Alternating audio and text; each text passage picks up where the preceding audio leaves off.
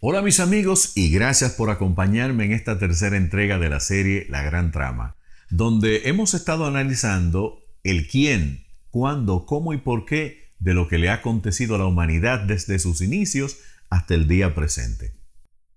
Una investigación que nos está llevando a descubrir al ser que se hizo pasar por Dios, logrando engañar al hombre sabio y haciendo que todas las generaciones de éste le alaben y le adoren como si fuera el verdadero. En el primer video vimos quién era ese ser, de dónde proviene, qué lo llevó a pensar de esa manera y por qué pensó en el hombre para él lograr su objetivo. Y en el segundo empezamos a ver la primera fase de su plan, que era el de confundir la mente del hombre para que éste no creyera que él era sabio. Y ahora, en esta tercera parte, vamos a ver con más detalles el desarrollo de su plan y lo que hizo con el hombre que había creado el Dios del primer capítulo del Génesis. Ahora, quiero que pongamos una muy fina atención a lo que vamos a analizar en los siguientes versículos. Pues es muy importante que observemos desde arriba lo que está aconteciendo en este escenario.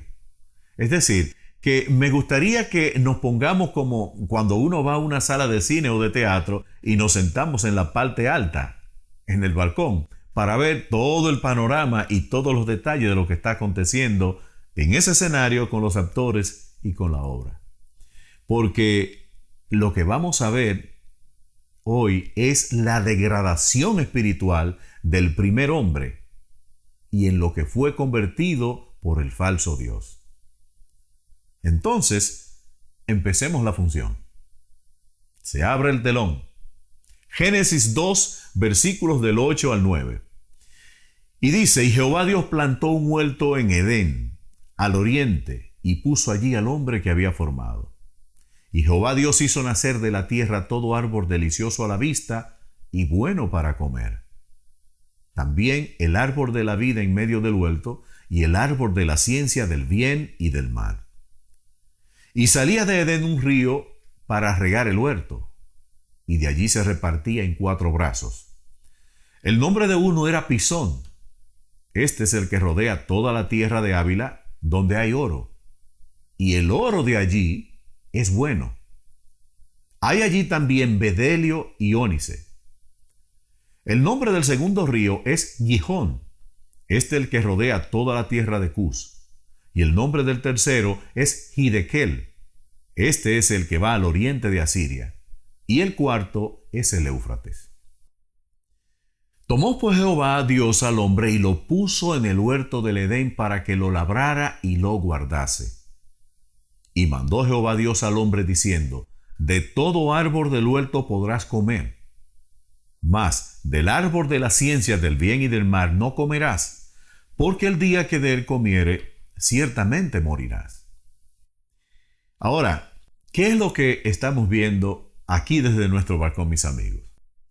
A un ser preparando un terreno en una porción de tierra que él ha elegido, en donde planta un jardín de ensueños, y donde todo lo que hay allí es extremadamente bello. Es bueno aclarar que aquí no se está refiriendo a toda la tierra como aparecen algunos argumentando, sino a un lugar específico en la parte oriental de un sitio llamado Edén.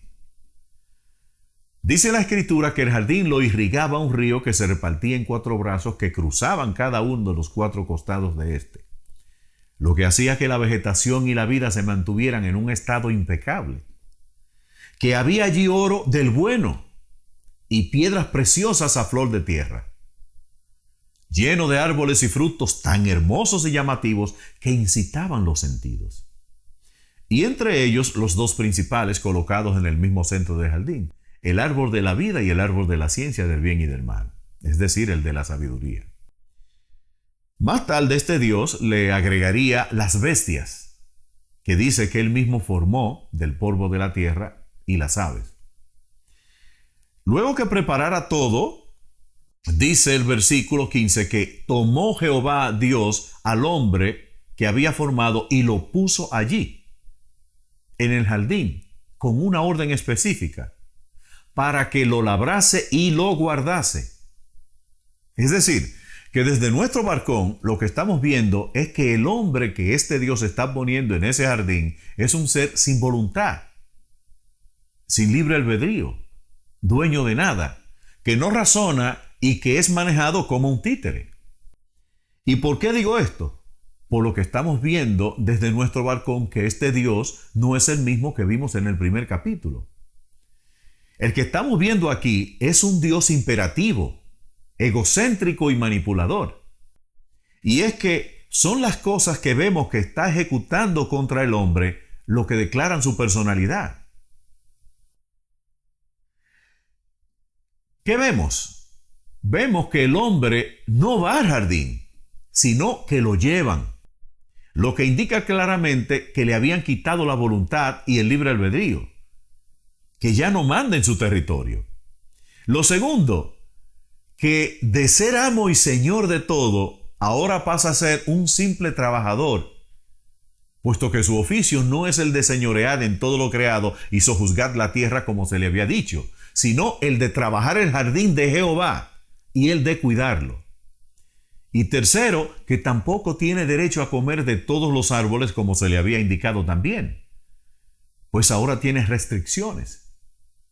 Es decir, que un árbol al que este Dios le llamó el árbol de la vida y otro al que le llamó el árbol de la ciencia del bien y del mal, no puede comer.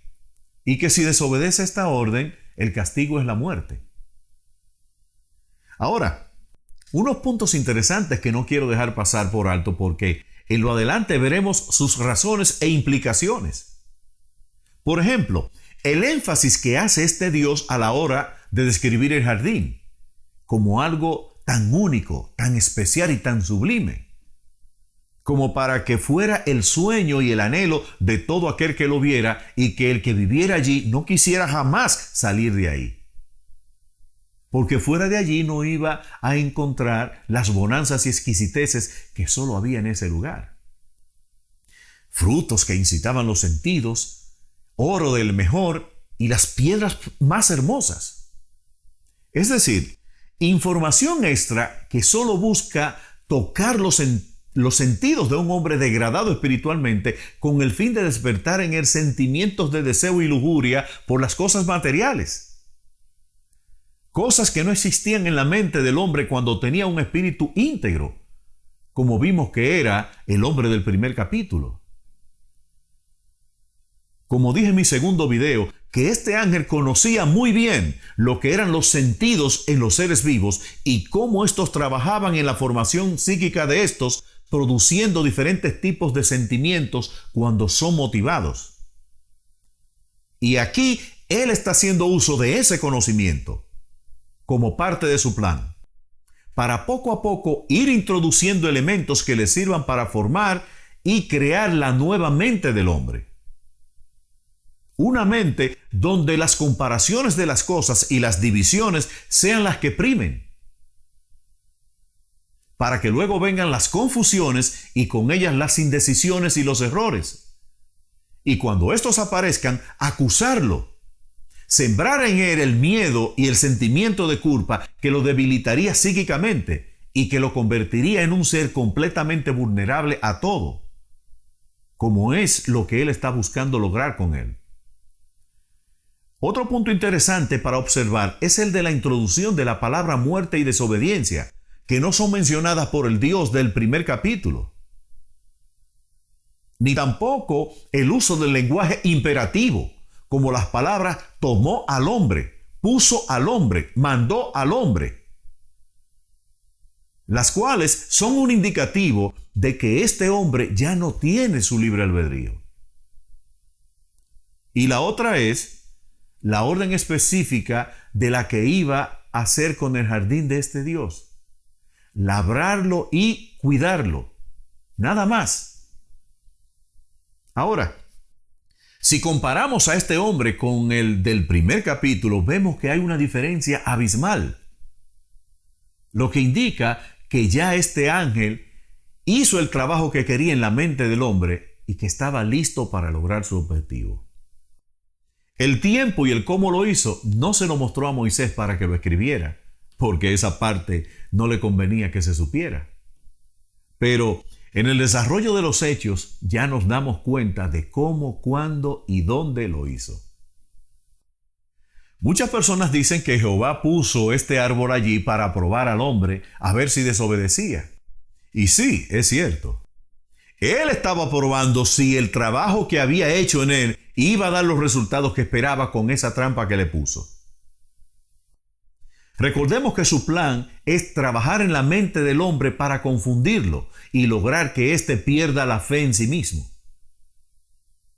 Ahora, me gustaría que analizáramos lo siguiente, usando nuestro sentido común y haciendo el más sano juicio a la luz de la verdad. Primero vimos que el hombre es sabio y de eso no nos quedó duda. Ahora, pensemos. ¿Por qué este Dios Jehová tiene que plantar un árbol, el de la sabiduría, y decirle al hombre que no puede comer de él porque muere? Solo pensemos. ¿Qué sentido tiene? ¿O es que ahora a él se le olvidó que el hombre fue hecho sabio como él? Y no creo que fuera eso, porque bastante sabio que es él para que un dato como ese se le olvide. Entonces, ¿qué creen ustedes que fue la razón?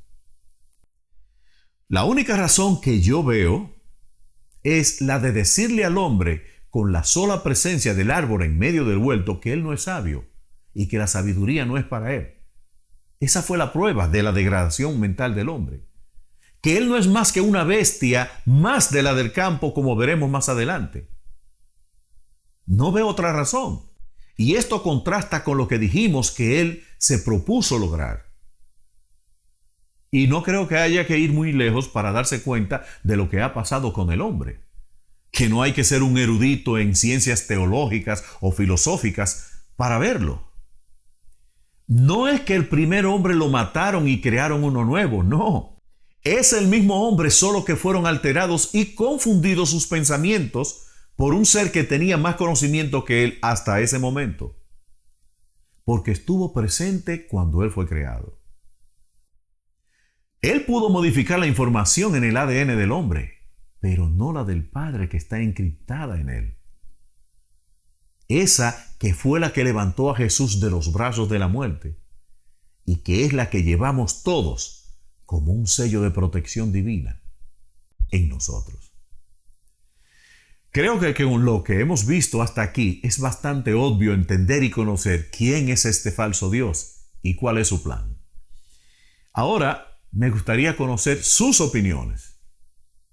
Las espero y nos vemos en el próximo video.